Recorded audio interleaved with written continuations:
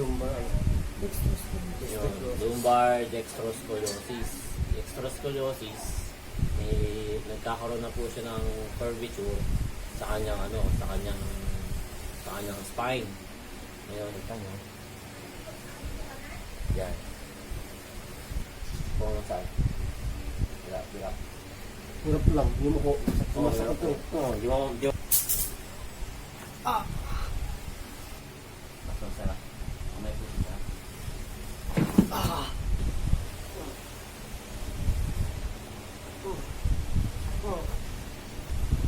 But, ayun, ito na.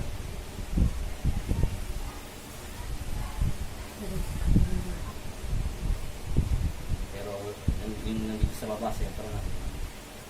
Kapan ng floor.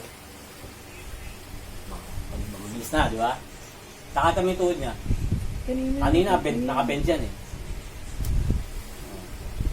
May pain pa, sir? Wala naman. Wala na. Hindi na siya makatagal ng ganyan. Si sir po ngayon, nakita niyo naman, nawala yung pain niya sa lower back.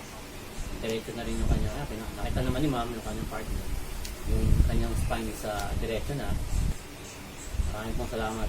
God bless po sa lahat.